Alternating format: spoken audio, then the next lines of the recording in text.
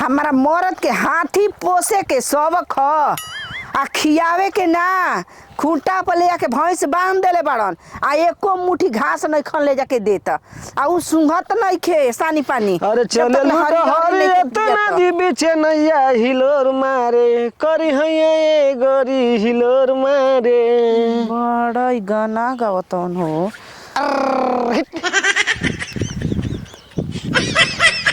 अरे मुआना तोरा के भैंस नजर आवतनी किया रहियो कइले बाड़े तो भैंस ले कम बड़ू का हम हरिया का करेल हो एनियल बनी घास गड़े और का करेल बनी घास गड़े। हां तो तोके का जाना था तार बाबू के 52 बीघा है अरे बका देखा हमारा बाबू को मत जा जनला सर सिवान में मोय तारे बाबू के हका खेतावा जा जा जा तो जा हमरा मुंह का लागत तड़ू के लागत तारा मुंहे। नो नो नो सुना हो संभाल के बतियावे और हियो कर न त मार दम न हसुआ के बेटल त कपड़ा फूट जाई चिंता ही नहीं ख अन्ना ते दुगले यार भैंस बिया चिला तड़े तार दिमाग खराब बाटे काले परसों के पटावन भइल बा और सरवा बस रोपना के भैंसा लव देता हमरा मल गहूं वही से दूर से चिल्ला तनी की आवाज पाई ना त निकल के चली आई पागल सन का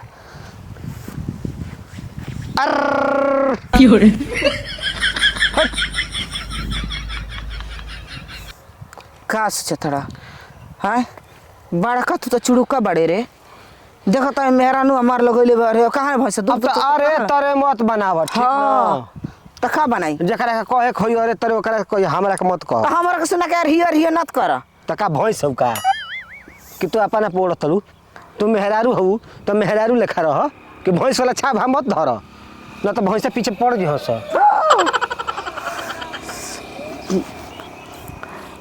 यहाँ जा तब जा तारे का हम रास्ता रोकते तारे का छेकत तारे से तो हम बोलत तो नहीं खी और तब तुम मार लोला लड़ावे लगत तलू ना कुकुर के काम भोकल भोके द ए माना तारे का कुकुर नजर आवतनी आ ध के जे झोलियावे लगम त सोच ल 5000 वाली सुई लगावे के पड़ी ओमे 18 ना 20 हो गेल बनी हम एकर मतलब तू चिरत बा कुकुर हड़ हां जो कुकुर हइए ना हम कुकुर के ना कहतनी के तोहरा के कहतनी ए जा जा जा तू जा अपन रास्ता धके जा जा ये मदे मेहरारू ये हरे आइल हिय आ कह के घरवा से आइल हिय कि हम गड़ के राखब एक बोझा घास आया यह त लेके जइह कहर हम खोजी कलसिया की नदिया के तिरवे रहब आगे नहीं हो जाले ये यारी किने बिया चिचियाई कि का करी हमके बुझाते नहीं कि सिवानवा में चिचियाई तो कहे से देखो मेहरारू सर उस सिवान में चिचियाता ना गड़ ले लू तू मकड़ा मार लिहला का मकौड़ा मार ले ना तू मरद बड़ा कि माथा के दर्द बड़ा का हो गेल रे पोसे के बरी हाथी लेके बांध देले हड़ा पोस लेले हवा आ एक मुट्ठी घास नहीं खे ना गढ़ा द हसुआ द तारा बस के बात का द द सारवा बुझाता बरसेन छीटे के पड़ी यही घड़ी हमारा छीट हई के पड़ी हम ना ए सिवान में घास गड़े खातिर का कुछ गड़ का जाने कौन होने नतिया दोगलवा भेटाइल हटे कि बोली खूब बोलता अर रहियो बोल बोल के पटावल चाहता और सरसों में घुसावल चाहता कौन सारवा रे उपटल बा चिन्हत नहीं के का तो की कोयला के तरह चमकत रहला आ सही रहला खुद भैंसा लेखा मोटा बा आ हमारा के भैंस बनावत हटी भैंसा लेखा मोटा हां अरियो क के बोलावत हटी अरे भैंस खोजत होई हस कवनो तू तरक गइल खबू भैंस खोजत रहला हां जौन ना बोले के तवन बोली बोलत हटे अब बबुरिया के पेड़वा बावने ना ना बबुरानिया अरिया तो ओने का करे गइली तू घास गढ़े हेने है कुल मार लागल बा जंघा भरी ने के नके गढ़ात हई घास भैंस खाई एकरा ओहरिया जेबू त मार लागल बा सुना का धरा हसुआ आ जाके घास गढ़ के लेके आव ए दादी मत तू जो घास गड़ हम देखे कि कौन सारवा हमारा मेहरारू के रियो बोलता जा देखे अब बढ़िया से देख लीह आ निरेख लीह के खाए भर दे ही तन देखी त कौन ह तू घास गड़ गड़ बोल तू ना करवा तड़ा देख क्या बतानी ना त कावना के मजाल बा कि हमारा पर बोली बोल दी हो हसुआ ले ले बानी सर दे जीभ ना दुखड़ा कर दे हिब ना बोलब आ ना रोकब तो घास गढ़े के बहाना सरसे काट के बांध लेते सन ऐसन तो जुग जमाना आ गइल बा हो हमारा घरवा वाला खत्म हो सारा एको बार सिवान में घूमे नहीं हो सके का जियान होता का नुकसान होता हवा हेल छोड़ दिल मन सक जीवने का मन करी तुमने आके आ जितना मन करी उतना गढ़ ले तम सन काट के बनिए ले तम सन के देखे वाला बा कि देखे वाला रही तब न बोली हो कौन सारा बाबू पटल बा कौन उपटल बा कि मेहरारू के बोलत यार रहियो का अरे रमिया एनिया माने का पड़ा खुश रह का हाल चल बरे एनिया का पौरतनी महाराज मैंने जानत नहीं खो कि हम काहे खातिर रही ना वो तो हम जानते बानी अभी बताई कि हमार मेहरारू एने घास गड़े आइल बिया कौन त सारवा बा उपटल अर रहियो बोलता तनी होश में बोल के हंसुआ ना लेके नहीं घास गड़ के बाना त लगा इतनी पीछा से धक खींच देती चर दे फाट गई उहने कहत तनी होश में बोल ठीक ना बेहोश मत होक अबे मैं होश में का बोले के बा अने तो अबे पीटे लगब ना तो दिमागवा के पटरिया खुल जी पट दे तो बताई केहू के मेहरारू के बोली हंस तो केहू बोली ना रो देखो नहीं का नहीं रहने त कौन बोलत रहला धमकावे के इतना धमका देले ओकरा बारे में जानले है कि कौन रहल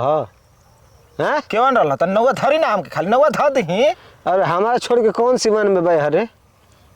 ये रहला का रवे रहनी हां नौकरवा के बोला कि बनवा के नदी में फेंकवा देव सार कहीं के चल जी बना चेयर के ऊपर ए महाराज त इहे कहे के हो हम जे मेहररुआ विधवा अब का करब विधवा क के रखब रहुआ मैंने छोड़ दे तरह कि आके इन्हें जिया नुकसान करो घास गड़े के बहाने सरसों काट के बांधे लगत तड़ी ठीक काम कर तड़ी सरसों काहे का सरसों हमार गरु भैंस खइबे ना करनी स हैं लेकिन बड़ा तोर मेहरारू पड़कती रे अब देखी पड़कतिया तबे ठीक बा पड़कही वाला के गुजारा बा रईस आदमी के गुजारा बा कहनी है कि हो लाठ प लालू बाबा के बा ओकरा पीछे जाके हमार गढ़ ली कोनो दिक्कत नहीं के त हेहरिया आ गई है देखत रे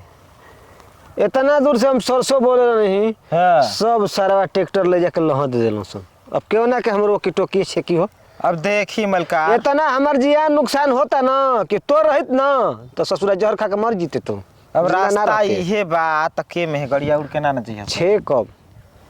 अब छेक ले कुल राउरे बटले बा अब का करे केहू के गाड़ी आवस चाहे जासन उस हमरा कोनो मतलब नहीं खे हां ऐसा हम जुगाड़ लगा देते ना कि ना कोनो जाने के आवा रही ना कोनो जाने के जावा रही ठीक ना अपन ही तो लोग पाई पाई ध के बोले तन जा हमारे जले तक जिया नुकसान हो जी ए कुल बिहारे सरकार ना बिहार सरकार हां के कहता बिहार सरकार है रे कहे ना जा बाबा कहले तो कहले दोबारा कोई है मत ठीक ना कहे ना जा कि कुल नदी अबे तो हमर गोरिया में काट के लेके चल जातरी अब तो हमनी के करे जे पर ना हाथ धके जिया तन जा ना ये कुल से ठीक बा रोड निकलवा देती जाता वो सब के आराम हो जात खाद माटी फेंके में भूजी से वो हमनी के आराम बा ई कह के तोहनी खातिर आराम हो जाई हाँ रउआ के आराम बटल ना बा रउआ का पर कौन चढ़ता हाँ तो मना कर दी ठीक ना आज के बाद फिर को बगरिया हम ऐसे तैसे कहत कि नहीं कब हसुआ कह लगा दे के कि- पछाड़े काट ले अभी नहीं खे आवे के हाँ तो मना कर दी नहीं खाए के ठीक ना हाँ, न ठीक। तो हम सोचल अब खाली उतरे भर कोई नहीं न तो सरसों खाली रहल धक के रहूं देती सही हो जती ना ठीक कैले रहती रउआ ठीक कैले रहती महाराज हम जाक तनी सब जा अब तोहरे मेहरारू है तो छोड़ देते ही ना तो हम जाते रहनी वो हर आय अब मेहरारू से कह देव कि अब उसे बोलता तो लगा के हंसुआ चर दे खींच दे सरौ सुधर जइहा कोनो केसो फौदारी ना होई हम मार झगड़ा करब सरवा बानो स बड़ियार मार के नहीं फेंके दे से यानी पर केसो ना होई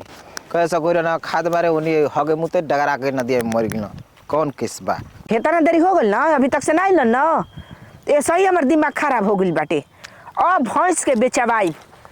के सरसिवाना में आके आ जवना के मुंह न देखे ओकर बोली सुना हो दादा दिन रात के आके ठेठैबो कर तेरी। आ बिना मतलब के बात सुनबो कर बे तेरी दादी मुंह फेंकू तोहरा दादी मरस हमर दादी आज धइल बाड़ी मरे के नहीं कहत मो मतलब ना मुहा ना जी हां वो फेंकू मलिकार रहलन रे कौन फेंकू मलिकार नहीं खुजा नत हमनी के घर से लेके आ नदी तक उन करे बा बात उनका खातिर न बा कि हमनी खातिर बाटे उनके खातिर बा तो वैसे कोई के बहन के बेटी के तू बोले लगब हम के बेटी के पतो ना अबे जानत नहीं खू बेटी पतो है बाड़ू की जानत नहीं खू का जानत नहीं खूब जन्म से पागल हम पागल हाँ उनका बात के केहू सुनेला हे कान से निकाल देला टेंशन ना लेला उनका बात के आज ले बियाह भइल बा उनकर अब हमें जानता नहीं यही कुल के चलते ए जे जाना तक 80 बरिस पहले ही कैल बनी का ए जे के बुढ़िया दादी हनी कम जानता नहीं 12 बजे रतिया के लागे ना बिना कुर्ता पैंट के दौड़े हो कहला सब धर धर धर धर धर धर धर धर हरियो हरियो हरियो हरियो भाई सब मार के काम कर दिमाग उड़ा देले ह अब अगला जन्म में कौन वैसन पाप कैले हुई कि इस जन्म में मार भोगे के बा न मेहरारू के सुख मिले के बा ना कौनो चीज के बताओ हम वही टेंशन में अभी तक से मरत तनी कि जाना तक कपार फाट जाई हमार उनके कुछ दे देबू ना हाँ मछरियो देबू आ कह देबू कि खसी के मीठ ह, तो वो तने वाह वाह वाह वाह खसी हमके मिल गई खसी मिल गई वो हम बे तोरी की का बात के टेंशन मत ले औने जाइए मत भैंस तो के कहीं आगे हाथ धके सरसों धरवलस तो पगला जीबू तू हुई वही दिन से चल बरसेन आजे हम छिटब पटान कके आजे बरसेन छिटत तनी अलियाओ तनी खरिया चोकर ओही पर काम चली ठीक है बाटे ना तो भैंस बेच दी काय के बेच दी ना तो खियाई हम ना खियाई ओने मत जा हाँ ओनिए बाना तो चली है तारी चल